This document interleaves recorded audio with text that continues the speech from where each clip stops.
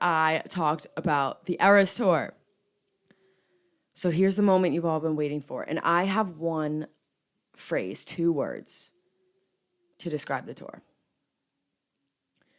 Emotional roller coaster. I was sobbing, and then I was dancing my ass off, and then I was sobbing again, and then I was dancing my ass off. It was an emotional roller coaster. That's the only way I could put it. I told you guys last week, I've cried at every Taylor Swift concert I went to.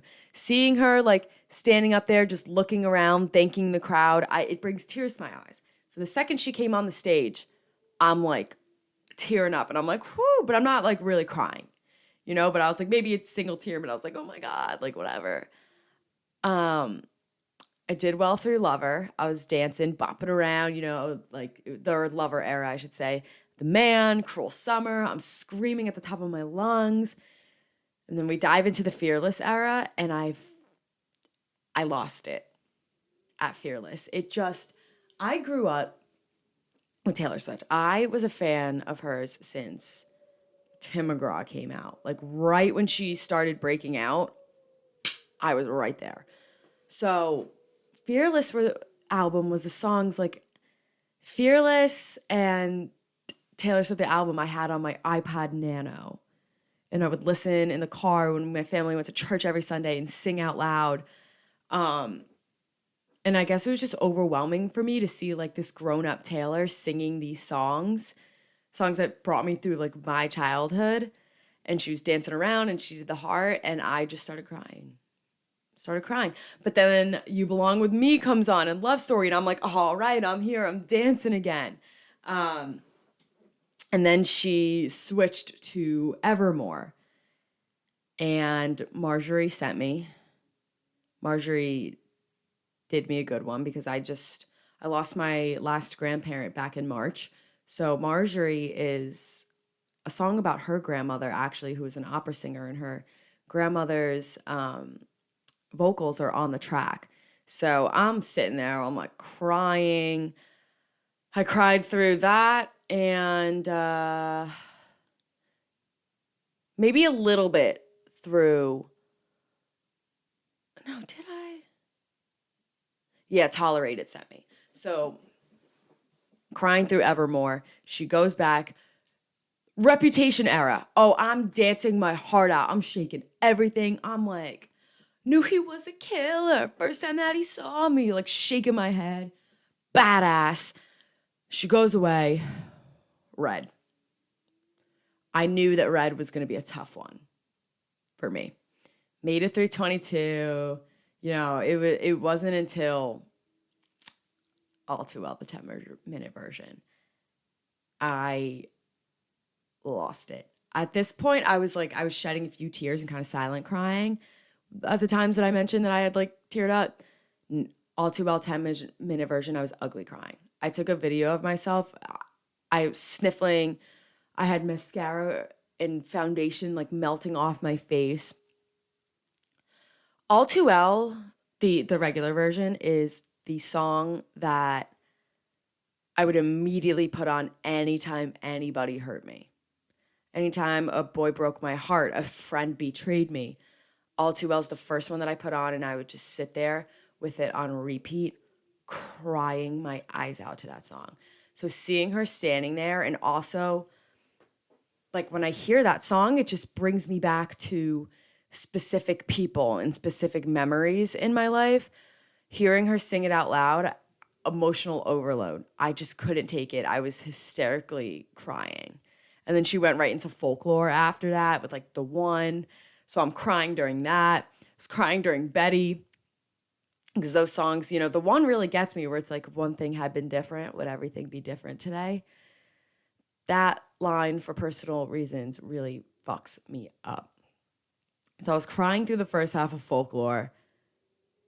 That was it. No more. So then the rest was like, she went into 1989, and then she went into Midnights. And those are more like, you can't have bad vibes during 1989 and Midnights. So no more tears after that. But after I pulled it back together, and I was like, holy crap, I am up, down, up, down, up, down. Oh my God. And she went on for 3.5 hours.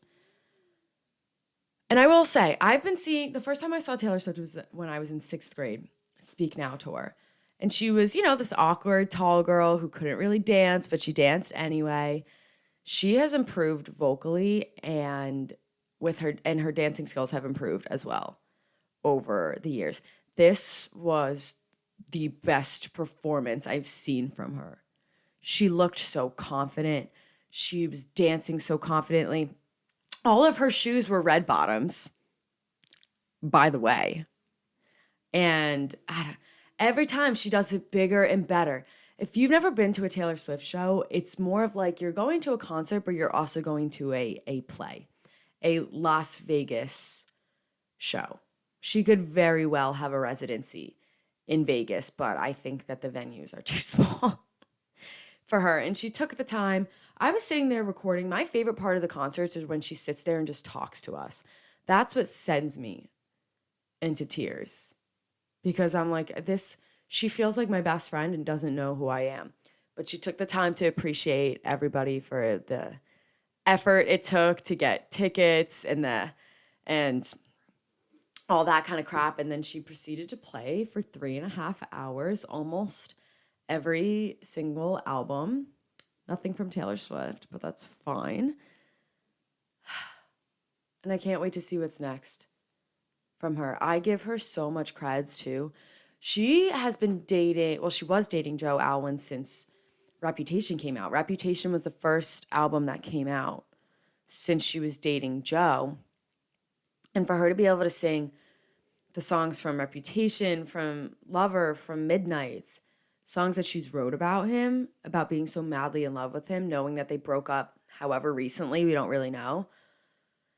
Pretty strong for doing that, because I'm up here bawling my freaking eyeballs out to All Too Well, the 10-minute version. Meanwhile, these are things that she's actually written about her own freaking life, and she's killing it up there. So she is one strong ass woman. And you could say that about a lot of artists, as every artist writes a song about someone, but hers are so...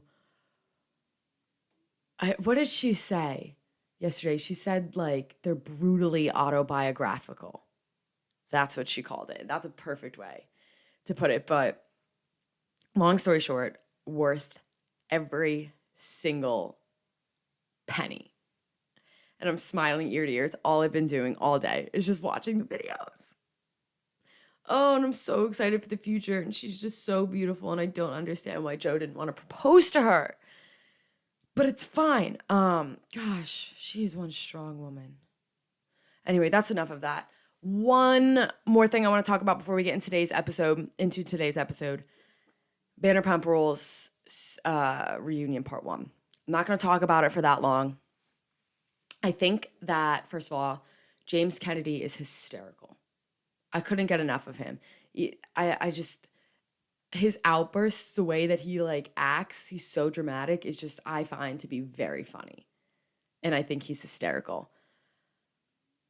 I think that there should have been more rules or more regulators than just Andy telling them to okay, every time Tom Sandoval says one word, we can't be screaming and jumping at him, because we need, the show needs to go on. Be nasty and be rude. Of course, he deserves it. But we need to let the show go on. You know what I mean? Excited for this week to hear whatever bullshit comes out of Raquel's mouth. But that's it. That's all I'm going to say for Vanderpump Rules. We have a shorter episode today. Going to be talking about one topic, and we don't have an interview this week, but we will have one next week. So without further ado, let's jump into this week's episode, starting with my weekly highlights.